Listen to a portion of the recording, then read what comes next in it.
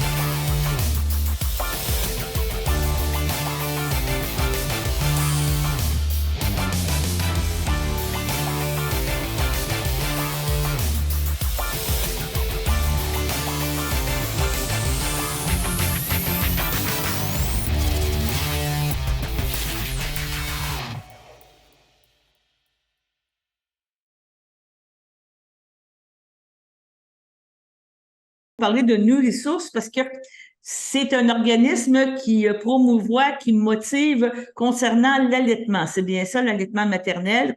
Est-ce que vous pouvez parler un petit peu de qu'est-ce que la fédération, où vous êtes situé, là, c'est quoi les prémices de cette organisation-là?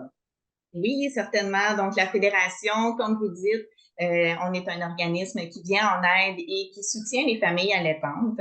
La Fédération est également là pour soutenir ces 9 régionales. Donc, on est 9 régionales partout au travers du Québec, comme par exemple la Nodière, Laurentide, Montréal, Bas-Saint-Laurent, Saguenay-Lac-Saint-Jean, donc juste pour nommer ceux-là. Donc, on regroupe 9 régionales qui, parmi ça, sont divisées par la suite en secteurs. Donc, comme par exemple, moi, je suis en Montérégie et je couvre les secteurs de la Haute-Yamaska-Granby. Et parmi tous ces secteurs-là, on regroupe plus de 750 marraines qui sont là pour aider nos mamans. Comment ça fonctionne un petit peu? Oui, bien dans le fond, nos marraines, c'est des mamans comme moi. Donc, moi, j'ai commencé comme ça. Je suis marraine d'allaitement depuis 4 ans.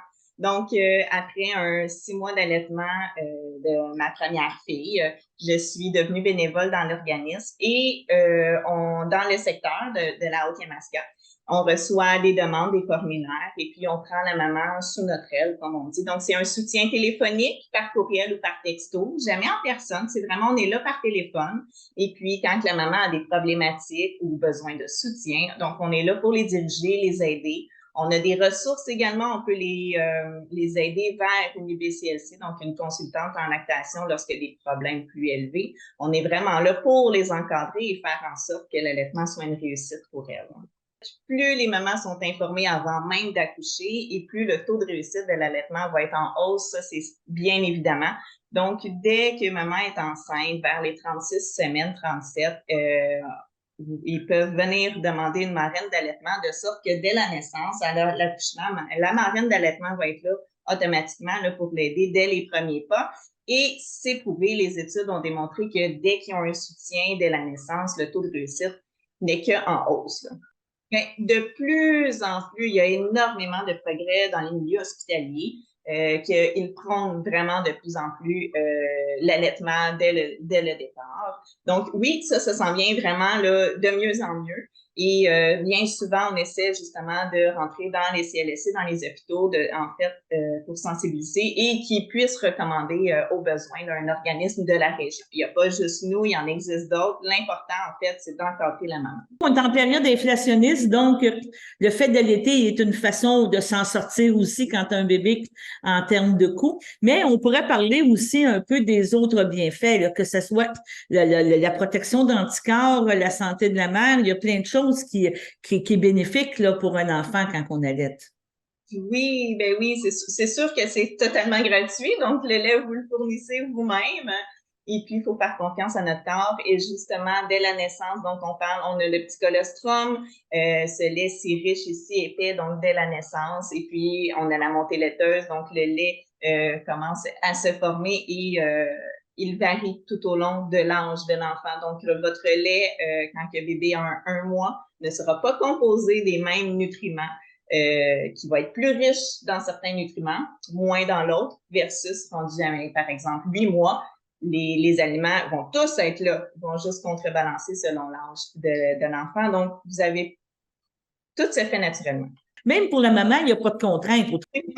C'est un mythe. La maman, dès la naissance, donc allez vous chercher des sushis, un plateau de vin, une bouteille de champagne, tout ce qui vous fait plaisir. Il n'y a pas de contrainte en alimentation.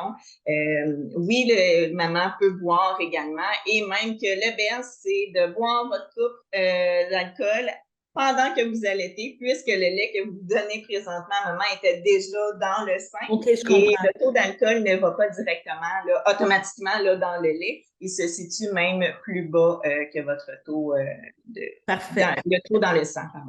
On parlait de tantôt, l'idéal, vous me disiez, c'est au minimum 6 mois jusqu'à 2 ans. C'est ça qu'on parle qui serait la période idéale là, pour l'enfant pour recevoir l'allaitement de sa mère, c'est bien ça? Exactement. Donc, l'OMS recommande un allaitement exclusif jusqu'à 6 mois, donc l'introduction des aliments à partir de là. Et puis, recommande jusqu'à 2 ans. Le pourquoi étant surtout que bébé va rentrer surtout en garderie, va rencontrer beaucoup plus d'amis. Les petits virus vont commencer et votre lait maternel est là pour justement lui fournir un gros boost d'anticorps. Parce qu'on n'aime pas ça, nos petits enfants. C'est ça, exactement.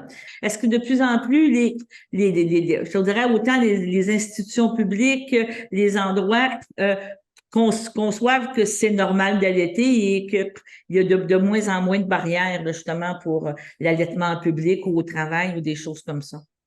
Il y a beaucoup d'améliorations. Il y a encore du chemin à faire, mais il y a beaucoup d'améliorations.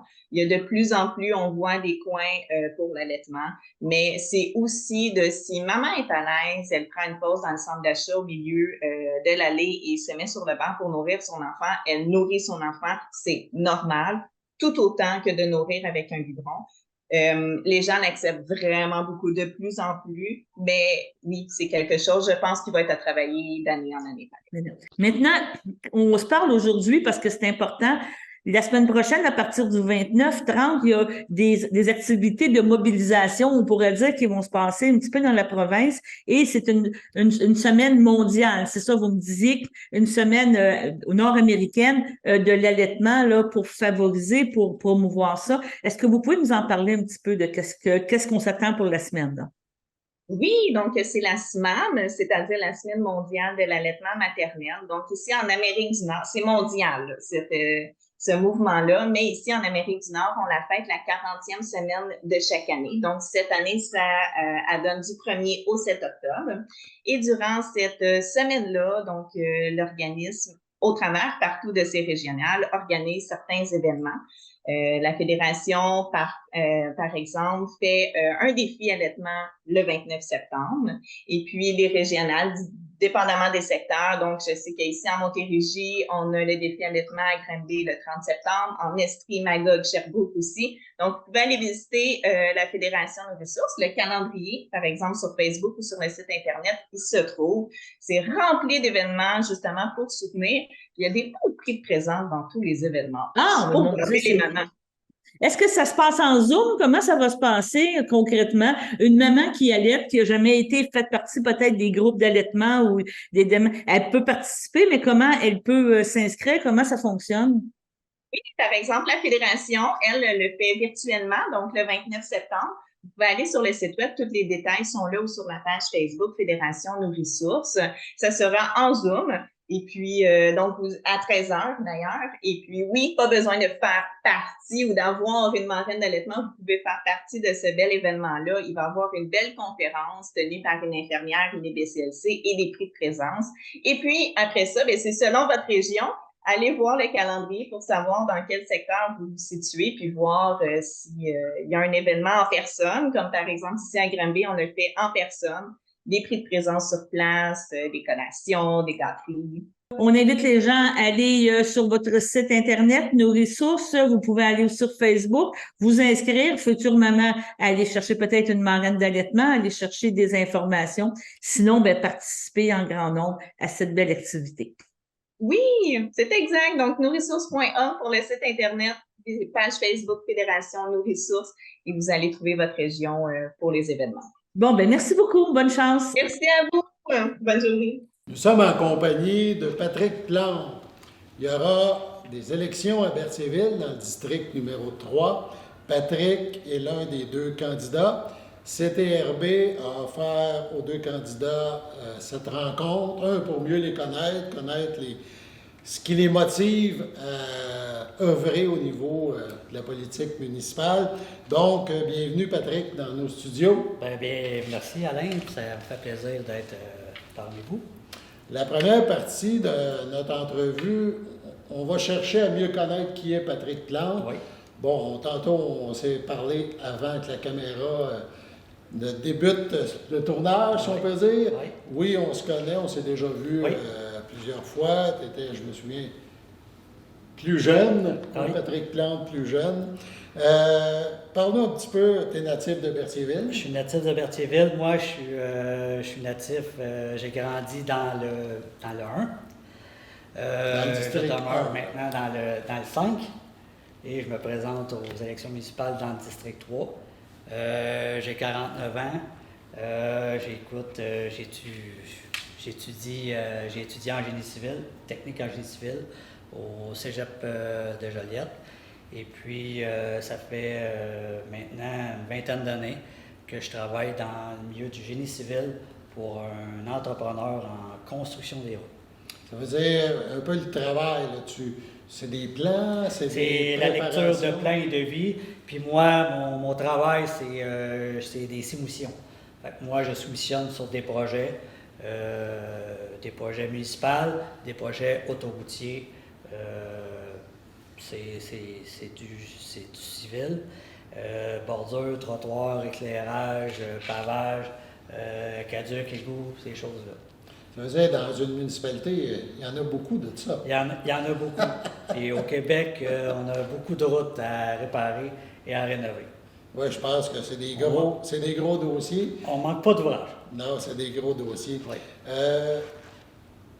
Toi, tu es natif de Berthierville, on l'a dit, une famille, des frères, des sœurs. Moi, je suis le dernier de 5 enfants. J'ai 2 frères, 2 sœurs.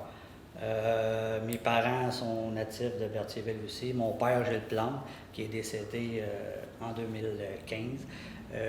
Il a travaillé pendant des années pour Périssat Automobile, qui était sur Notre-Dame. On demeurait juste à côté sur la rue au Ouais, coin. Ma mère demeure toujours là, au 851 rue au coin, à Berthierville.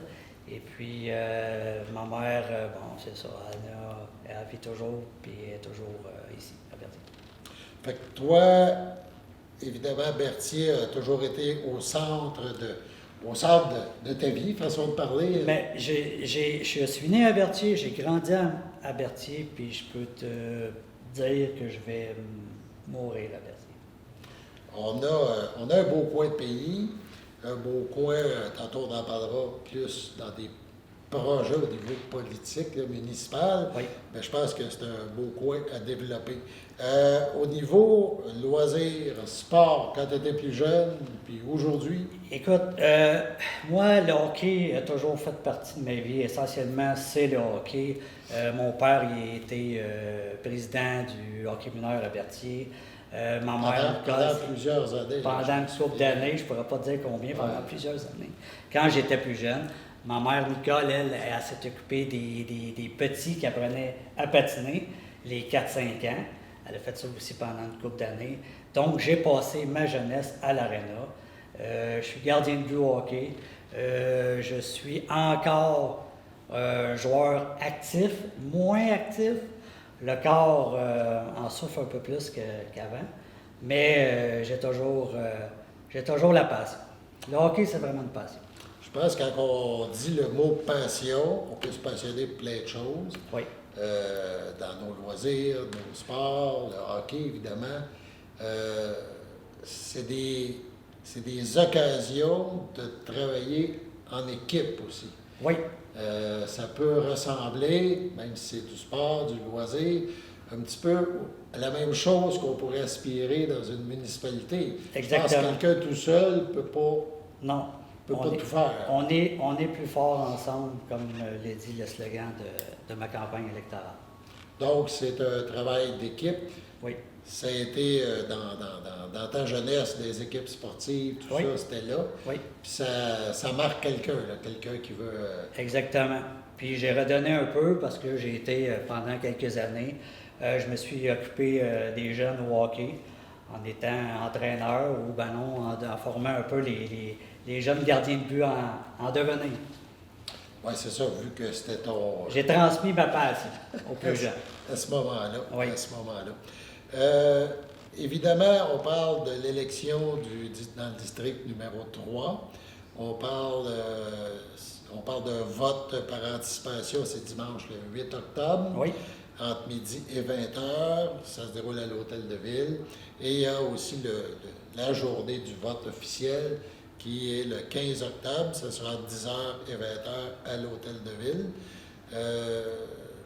D'ici là, c'est quoi ton plan de match pour se rendre à ces étapes-là? Là? Bien, en fait, mon plan de match, M. Bellemare, c'est pas compliqué. C'est que moi, je vais aller rencontrer les citoyens.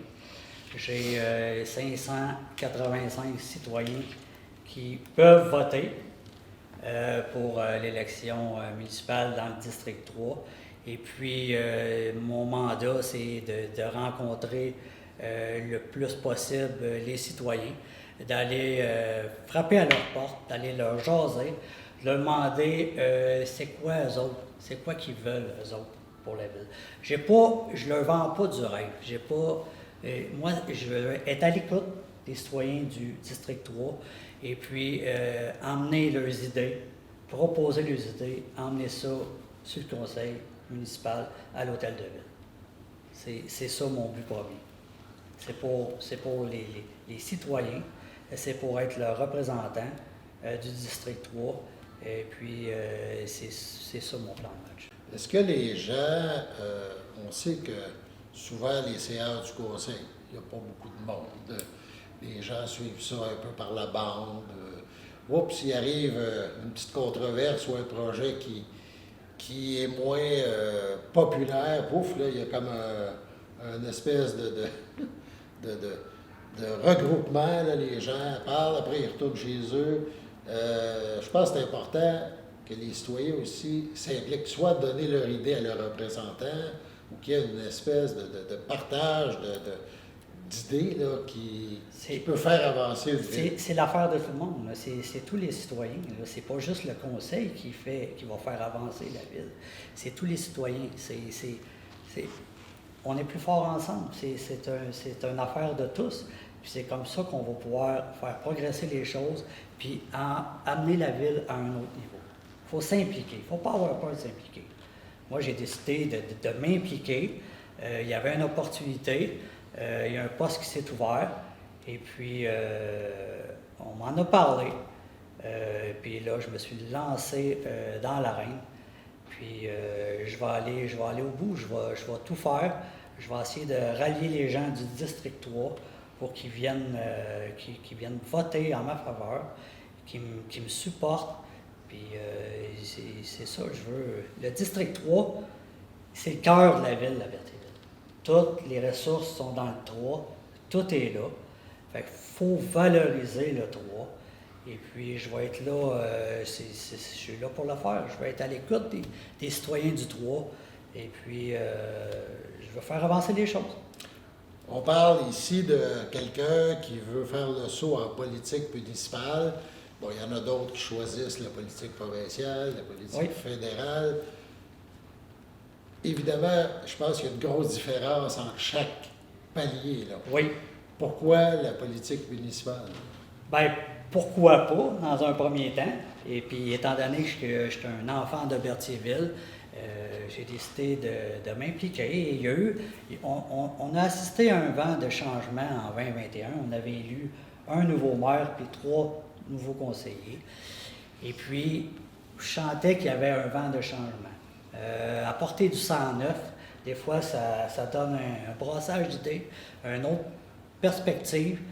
Et puis, c'est dans ce vent de changement-là que j'ai décidé d'embarquer. Et puis, je sens que les gens m'appuient. J'ai du support j'ai du support du conseil, de M. le maire, M. Pierre Lahaye, des autres conseillers. Et puis, je veux faire équipe avec eux autres. Il y a un beau mélange de vétérans de la politique municipale. Et puis, il y a eu du 109 aux dernières élections. Fait que ça va faire un bon mélange. Puis, il y a une belle équipe. Puis, la chimie devrait s'installer assez rapidement. Tantôt, on a parlé quartier 3, le cœur de la ville. Oui. Un petit peu, on pourrait dire ça. Avec un potentiel aussi d'amélioration, de développement. Oui. Mais aussi, je pense, le potentiel de la ville Oui. est un petit peu sous-exploité. Il y a une tendance à... La roue tourne. Géographiquement, Berthierville est très bien situé. Là. On a accès à Trois-Rivières, Montréal, la Rive-Sud par Sorel, et puis la 158 qui va vers Joliette. On est très bien situé. Des grosses artères qui passent par Berthierville. Faut exploiter ça. Faut exploiter ça. Puis Berthierville, si on veut progresser, ça prend... faut qu'il y ait des rentrées d'argent. Une ville, ça a un budget, faut qu'il balance le budget.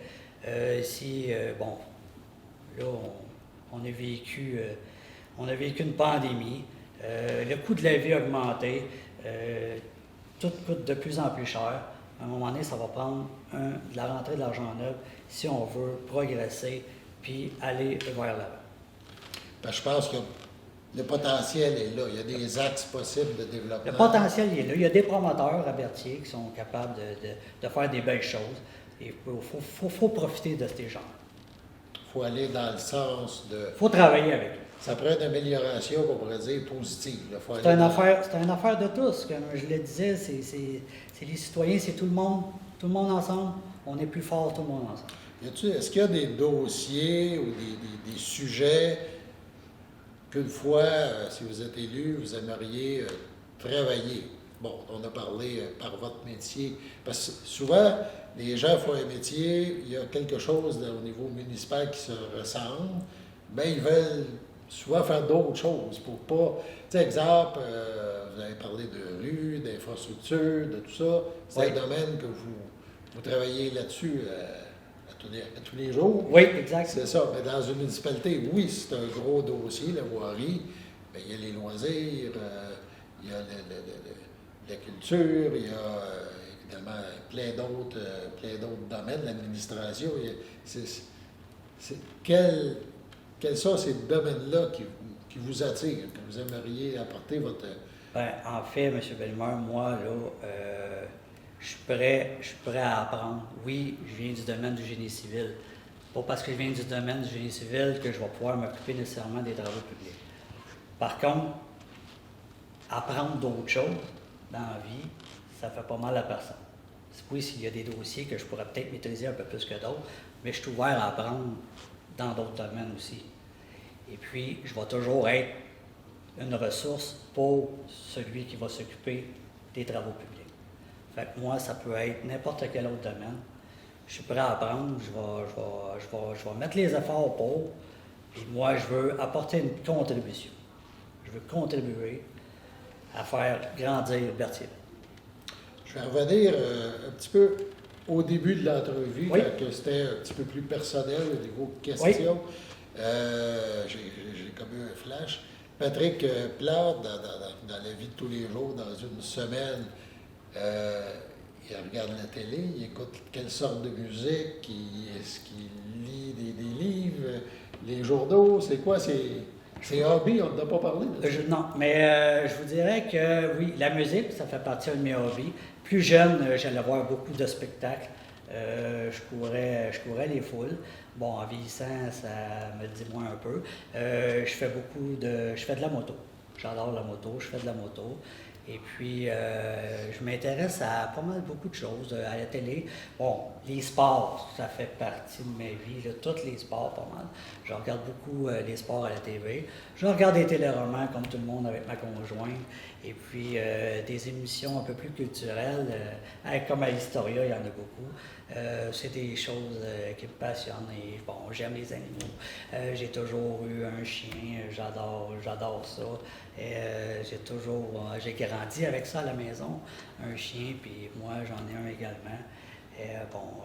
Je suis une personne, il faudrait dire que je suis une personne ordinaire, là. Je suis un citoyen comme pas mal tout le monde.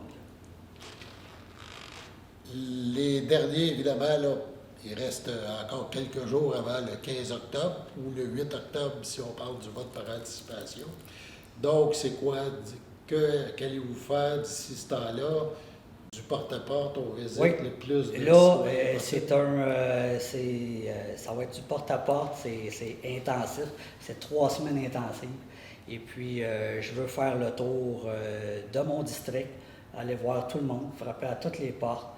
Et puis, je vais aller chercher les idées des gens et puis me présenter et puis pour aller chercher leur appui. C'est important, c'est la clé. Plus que je vais rencontrer de gens et plus que j'ai des chances d'avoir le district de mon côté. Donc, encore beaucoup de pain sur la plage. Oui, tout est nouveau pour moi, mais comme je vous dis, j'ai décidé d'embarquer dans le projet et puis je vais tout donner jusqu'au 15 octobre. On vous remercie d'être passé à nos studios. C'est une première entrevue. Oui, première entrevue. Première fois. Oui. Donc, on est très heureux de vous avoir accueillis. On vous souhaite une bonne continuité de campagne, puis on va suivre ça avec grand intérêt. Et on se reparle après le 15 octobre, ça c'est sûr et certain, là. Peu importe ce qui arrive, pour avoir votre réaction, vos commentaires. Fait que merci bien d'être passé à nos studios. À une prochaine. Merci de l'invitation, puis j'invite tout le monde à venir voter le dimanche, le 15 octobre, à l'Hôtel de Ville, pour votre candidat dans le District 3, Patrick Plante. Merci. Au revoir. Merci.